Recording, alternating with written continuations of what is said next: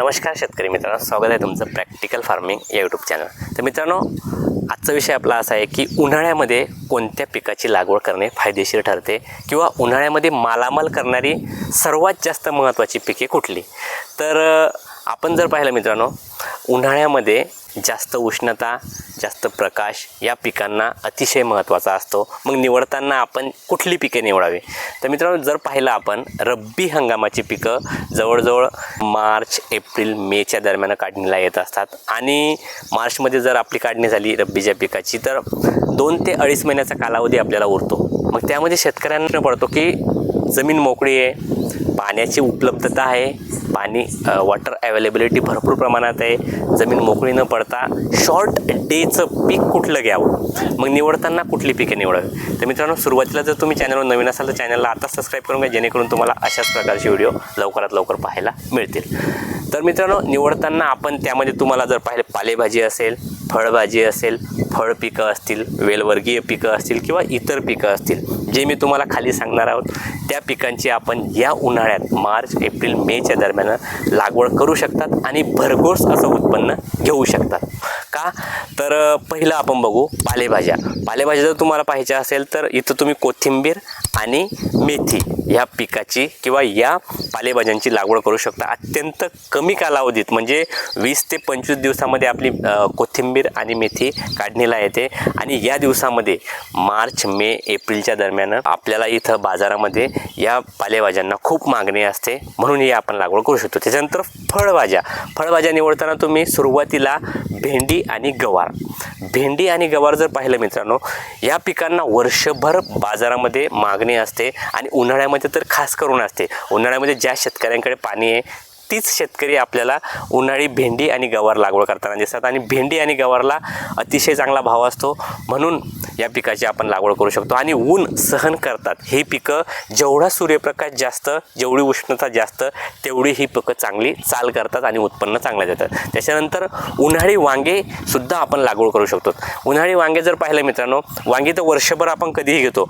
वांग्याचं जर तुम्हाला नियोजन पाहिजे असेल तर आपल्या चॅनलवर व्हिडिओ तुम्ही जाऊन बघू शकता, डिस्क्रिप्शनमध्ये लिंक टाकून ठेवतो.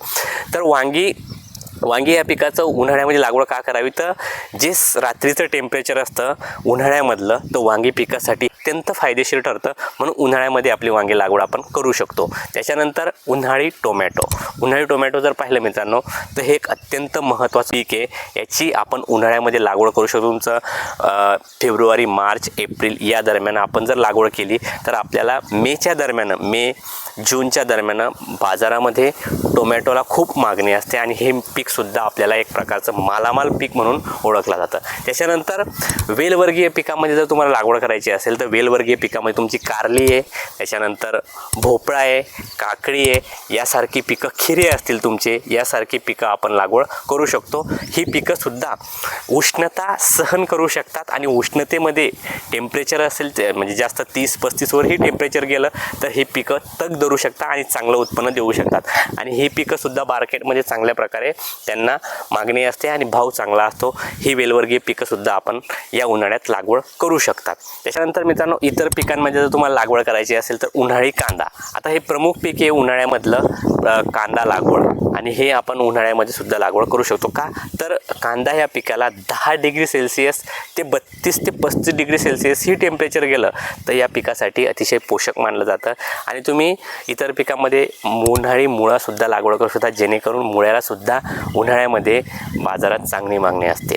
तर मित्रांनो, ही जी मी महत्त्वाची उन्हाळ्यामध्ये मालामाल करणारी पिकं जर आपण निवडली आणि या उन्हाळ्यात जर लागवड केली, कुठल्याही उन्हाळ्यात लागवड केली तर याला उन्हाळ्यामध्ये म्हणजे ज्यावेळेस मे, जूनच्या दरम्यान काढणीला येतात काही पिकं तुमचे मार्च, एप्रिल, मेला येतात. इथंसुद्धा बाजारामध्ये या पिकांना चांगल्या प्रकारे मागणी असते. म्हणून निवडताना आपण तुम्हाला ज्या सविस्तर माहिती सांगितली त्यापैकी कुठलंही पीक आपण निवडू शकतो आणि आपल्या या मार्च, एप्रिल, मेच्या दरम्यान आपण लागवड करू शकतो. तर ही पिकं का लावावी मित्रांनो, तर या पिकांना जे काही पुरेसा सूर्यप्रकाश आहे तो फार अत्यंत महत्त्वाचा असतो. दिवसाचं टेम्परेचर आहे, पूर्ण सूर्यप्रकाश जो लागतो या पिकांना, म्हणून या पिकांची लागवड शेतकरी उन्हाळ्यामध्ये करत असतात. आणि उन्हाळ्यामध्ये ही पिकं तग धरू शकतात. कधी पाण्याचं थोडी ताळणही बसली तर हे तग धरतात. पण आपल्याकडे जर पाण्याची अवेलेबिलिटी चांगली असेल तर इथं आपण ठिबक सिंचन प्रणालीद्वारे योग्य पाण्याचं नियोजन करू शकतो, जेणेकरून या उष्णतेमुळे अतिरिक्त पाण्याचं बाष्पीभवन होणार नाही आणि आपल्या पिकांना पाण्याची कमतरता भासणार नाही. म्हणून पाण्याचं योग्य ते नियोजन पण आपण इथं करून ही पिकं चांगल्या प्रकारे आपण घेऊ शकतो. अशा प्रकारे जर उन्हाळ्यामध्ये म्हणजे तुमचा मार्च, एप्रिल, मेच्या दरम्यान जर आपण ही पिकं निवडली आणि ही पिकं लावली तर अतिशय फायदेशीर शेतकऱ्यांना होऊ शकतात. म्हणून आपण असं नियोजन या उन्हाळ्यामध्ये करू शकतो. मित्रांनो, माहिती कशी वाटली? माहिती आवडल्यास चॅनलला लाईक, शेअर आणि सबस्क्राईब जरूर करा. धन्यवाद.